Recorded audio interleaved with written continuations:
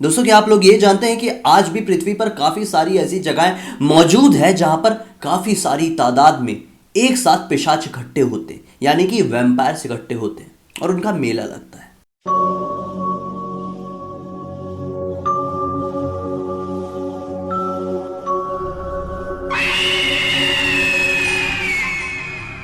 मानो या ना मानो, ये सुनने में बड़ा ही अजीब सा लगता है।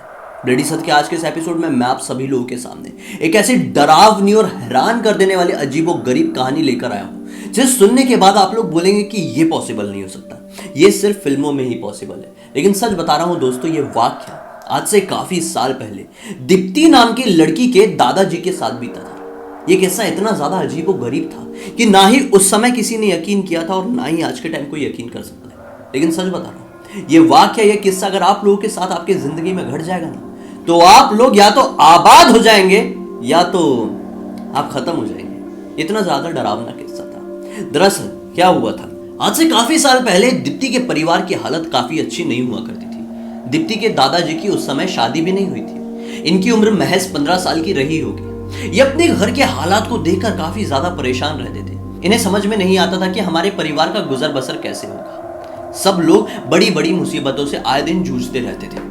ये अपने परिवार में सबसे बड़े बेटे थे। इनके ऊपर ही कुछ टाइम बाद सारे परिवार का बोझ आने वाला था। इन्होंने सोचा कुछ टाइम बाद जब सब कुछ करना ही है तो अभी क्यों ना। इन्होंने अपनी पढ़ाई लिखाई छोड़ी और सोचा कि अब मैं अपने परिवार वालों की मदद करूंगा। मदद करने के लिए इन्होंने रिक्शा चलाने की शुरुआत की। रिक्शा जो कि साइकिल वाला होता है। इतनी कम उम्र में होने के बावजूद भी ये पूरी लगन से दिन भर मेहनत करते थे, कई बार रात भर भी मेहनत करते थे और एक एक दिन बाद घर पर वापस लौट कर आते थे। इसी के चलते उन्हें अपने गांव से, अपने घर से काफी दूरी पर जाना पड़ता था। उन्हें समझ में नहीं आता था कई बार कि मैं एक ऐसी जगह पर आ गया हूं, लेकिन पैसे जो कमाने थे, घर वालों की याद आ जाती थी। घर वालों की शक्ल दिखाई देने लगती थी कि किस तरह से कैसी मुसीबतों का वो सामना कर रहे हैं। ये जब कभी भी दूर दराज के इलाकों में रिक्शा चलाने जाते थे तो अक्सर वहीं पे कोई इलाके में दोस्त से बात करके या पहचान वाले से बात करके, रिक्शे वाले से दोस्ती करके वहीं पर उसे घर पर सो जाया करते थे।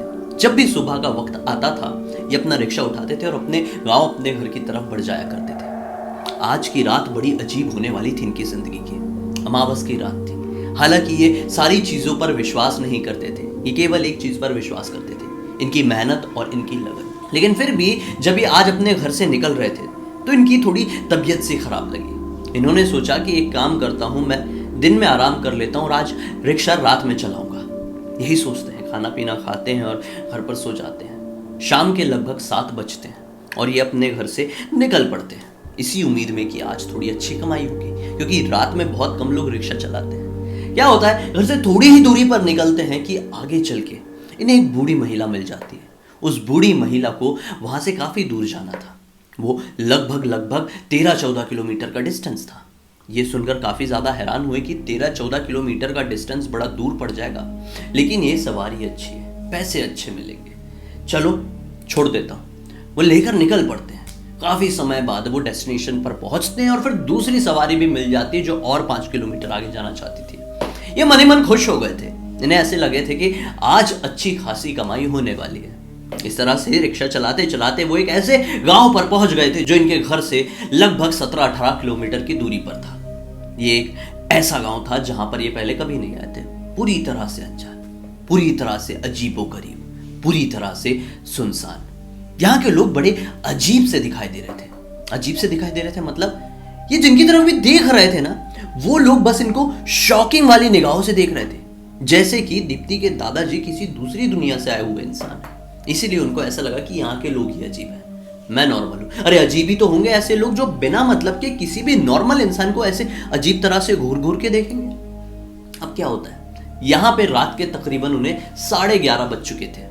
ये उस इलाके के एक रिक्शा स्टैंड पर खड़े थे जहां पर और भी रिक्शा वाले थे। अचानक से वहां पर एक जवान आदमी अपनी पत्नी के साथ पहुंचता है। ये बात काफी साल पहले की है, जब आज के टाइम की लड़की के दादाजी की उम्र लगभग 15 साल की रही होगी। वो जवान आदमी के हुलिया देखकर ऐसा दिखाई दे रहा था कि इसने कुछ ऐसे कपड़े पहना हुआ है जो आज की दुनिया से एग्जिस्ट नहीं करते। उसने कोट सूट टाइप का कुछ पहना हुआ था। उस समय कोट सूट पहनना इतना ज्यादा नॉर्मल नहीं हुआ करता था इंडियंस के लिए। वो अपनी पत्नी के साथ था। रंग रूप से काफी ज्यादा अलग दिखाई दे रहा था। काफी ज्यादा सुडौल शरीर का था। उसकी पत्नी भी कुछ इस तरह से मॉडल जैसे ही दिखाई दे रही थी। उन्हें समझ में नहीं आया कि ये लोग कैसे इस दुनिया में एग्जिस्ट कर सकते हैं, क्योंकि इस तरह के लोगों को देखना उस समय बहुत ही यूनिक बात हुआ करती थी। वो एक रिक्शे वाले के पास जाते हैं और बोलते हैं कि हमें इस लोकेशन पर जाना है। वो रिक्शा वाला मना कर देता है। दूसरे रिक्शे वाले के पास जाते हैं, वो भी मना कर देता है। ऐसे करते करते वहां पर मौजूद सारे रिक्शे वाले वहां पर उनको मना कर दिए थे। अब वो लोग दीप्ति के दादाजी के पास पहुंचे भी नहीं थे, लेकिन वो सोचते हैं कि अरे बेचारे जा नहीं पाएंगे।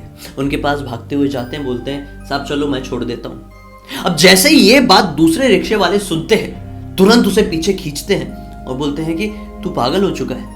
ये लोग जहां जाना चाहते हैं वो इतनी अजीब जगह है कि वहां पर जाने के बाद कोई भी इंसान नॉर्मल तरीके से लौट कर नहीं आता। जो भी वहां पर रात के समय, खासकर आज अमावस के दिन जाता है, अमावस की रात में जाता है, तो या तो उसकी मृत्यु हो जाती है या तो वो अपना दिमागी संतुलन खो बैठता है। तू बेवकूफ है, तू मत जा, तुझे अपनी जान प्यारी है तो मत जा। वहीं पर दीप्ति के दादाजी बोलते हैं कि मुझे प्यारा है तो भी अपना परिवार। अब भले ही जान चली जाए, लेकिन मैं अपने परिवार वालों की मुसीबत खत्म करना चाहता हूं। मैं मेहनत पर विश्वास करता हूं, ऐसी सारी फालतू अजीबोगरीब चीजों पर, बातों पर मैं ट्रस्ट नहीं करता हूं। वैसा कहते हुए उनके पास फिर से बढ़ते हैं और बोलते हैं आओ मेरे रिक्शे में बैठ जाओ। वो रिक्शे में बैठते हैं और वो रिक्शा चलाते हुए आगे बढ़ते चले जाते हैं। रिक्शा जैसे उन्होंने चलाना शुरू किया था, वो जो औरत पीछे बैठी थी, उस औरत ने बोली कि हमें इस पर्टिकुलर जगह पर अभी से एग्जैक्ट आधे घंटे में पहुंचना है, किसी भी कंडीशन में पहुंचाना ही होगा।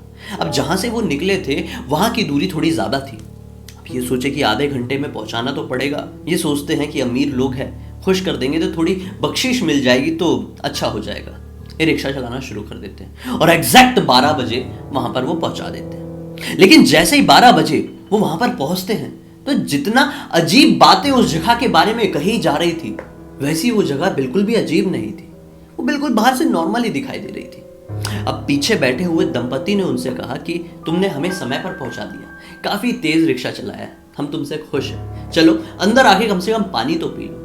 यहां पर लगा हुआ था एक मेला, एकदम चकाचौंध सा दिखाई दे रहा था। जैसे ही उनके साथ पीछे पीछे एंटर करते हैं, प्यास सचमुच में लगी थी। पीछे पीछे एंटर करते हैं तो पाते हैं कि अंदर खड़े सारे लोग ऐसे ही एडवांस हैं, इसी तरह के कपड़े पहने हुए हैं, जो कि भारत में फिर से नॉर्मल बात नहीं थी। बहुत बहुत अमीर लोग पहना करते थे उस समय। ये बहुत अमीर लोगों की पार्टी समझ में आ रही थी।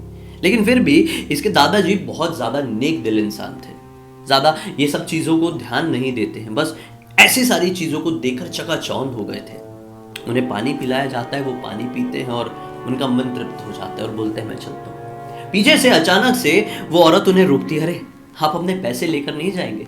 अचानक से दीप्ति के दादाजी को याद आता है कि मैं पैसे लेकर नहीं जा रहा था। उनसे कहते हैं कि हाँ लाइए मेरे पैसे दे दीजिए, इतने इतने पैसे हुए। वो खुशी से उनको पैसे देने लगती है और कहती है कि ये रही तुम्हारी बख्शीश। अब जो बख्शीश की वो जो रकम दे रहे थे वो काफी ज्यादा थी। अब उनके मन में ये लगा कि यार इतनी ज्यादा बख्शीश ठीक नहीं है, मैं नहीं ले सकता। वो मना कर देते कि नहीं सब नहीं मैम, मुझे नहीं चाहिए इतनी। लेकिन फिर भी वो उन्हें देने की और कोशिश करते हैं, लेकिन फिर भी इतने ज्यादा खुददार थे कि इतना ज्यादा अमाउंट ये लेना नहीं चाह रहे थे। अब इस चीज से वो काफी ज्यादा खुश हुए। अचानक से उनका जो मन है दीप्ति के दादाजी का, वो थोड़ा भारी सा हुआ। उनको अजीब सी अलग सी फीलिंग आई। जब उन्होंने अपने चारों तरफ नजर घुमाई तो ये पाए कि सारे लोग वहां पर जितने मौजूद हैं सब उन्हें घूर घूर कर देख रहे हैं और एक स्माइल पास कर रहे हैं। अचानक से स्माइल करते हुए जो उनकी आंखें थी वो पूरी तरह से लाल हो गई। जिस तरह से हमारी आंखें कई बार लाल हो जाती है ना, उनकी आंखें पूरी तरह से लाल हो गई थी। और अब उन्होंने जैसे स्माइल किए, बड़ी वाली वहां के लोगों ने, उनके दांत जो दिखाई दे रहे थे वो बाहर की तरफ ऐसे निकले हुए दिखाई दे रहे थे। वो थोड़े घबराए और घबराते हुए वो जिन सवारियों को यहाँ पर लेकर आए थे उनसे कुछ पूछना चाह रहे थे। कुछ पूछते उससे पहले उनका भी हुलिया कुछ इस तरह से ही बन गया। बोले कि घबराओ मत, हम तुमसे खुश हैं। हम किसी तरह के प्रेत नहीं, हम पिशाच हैं। और जरूरी नहीं कि हम हमेशा इंसानों को नुकसान पहुंचाते हैं। कई बार हम इंसानों से खुश भी होते हैं, खासकर तुम्हारे जैसे इंसानों से। आज हम तुमसे बहुत खुश हैं। मांगो क्या मांगते हो? तुमने हमें समय पर भी पहुंचाया, तुम बख्शीश भी नहीं ले रहे हो, तुम बहुत खुददार इंसान दिखाई देते हो।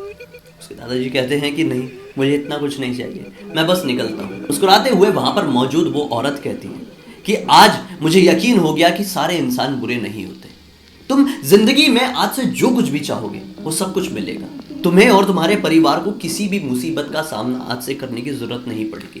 तुम जिस किसी भी काम में हाथ डालोगे उस काम की कामयाबी पैर चूमने लगेगी। ये बात सुनकर दीप्ति के दादाजी की आंखों से आंसू बहने लगे।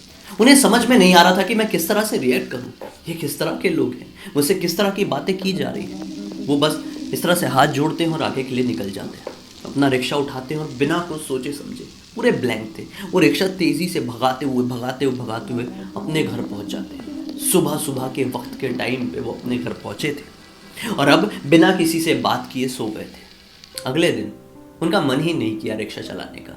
उनका मन किया कि मैं कुछ और काम करता हूँ। फिर उन्होंने उस पर्टिकुलर बिजनेस की शुरुआत 2 दिन या 3 दिन बाद कर दी। विश्वास नहीं मानोगे, उनका वो बिजनेस दिन दुगनी रात चौगनी तरक्की किया। उसके बाद धीरे धीरे करके उस परिवार की सारी मुसीबतें खत्म हो गई और आज इतने टाइम बाद उनका परिवार ऐसी सिचुएशन में है कि उस परिवार का कोई भी इंसान जो कोई भी काम करना चाहता है उन्हें जरूर सक्सेस मिलती है। आज उनके पास सब कुछ है, किसी भी चीज की कमी नहीं है। उस दिन के बाद से, उस रात के बाद से दीप्ति के दादाजी ने ना ही रिक्शा चलाया, ना ही पलटकर वापस से गरीबी का मुंह देखा। ये बहुत ही ज्यादा हैरान कर देने वाली कहानी है। किस तरह से एक पिशाच एक इंसान की रक्षा करके उसे वो सब कुछ दे सकता है जो वो इंसान चाहता है। अगर इंसान का मन साफ हो तो कहा जाता है कि जो पूरी दुनिया है वो उस इंसान के साथ होती है। अगर आप किसी चीज को मन से चाहते हो तो पूरी कायनात उसे आपसे मिलाने की साजिश में लग जाती है। फिल्म का डायलॉग इस कहानी से बहुत ही रिलेट करता हुआ दिखाई देता है दोस्तों। और ये सिर्फ डायलॉग नहीं है, ये सच्चाई है। कई बार जो आप चाहते हो वो आपको प्रोवाइड कराने के लिए, वो देने के लिए यूनिवर्स, प्रकृति किसी भी रूप में आपके सामने आ सकती है दोस्तों। मन में विश्वास रखो और हमेशा मेहनत करते रहो, सक्सेस जरूर मिलेगी। उम्मीद करते हैं दोस्तों आज का वीडियो आप सभी लोगों को अच्छा लगा होगा। अच्छा लगा तो इस वीडियो को लाइक जरूर कर देना, चैनल को सब्सक्राइब करके बेल आइकन दबा के ऑल के ऑप्शन में क्लिक करना, क्योंकि इसी तरह के हैरान कर देने वाले यूनिक वीडियोस आप लोगों के सामने रेगुलरली लेके आते रहता हूं। इन सबके लिंक इस वीडियो के डिस्क्रिप्शन बॉक्स में क्लिक करके डायरेक्टली वहां पर पहुंच जाना। चलिए कल फिर से मिलते, तब तक के लिए बहुत बहुत धन्यवाद। आपका दिन शुभ हो।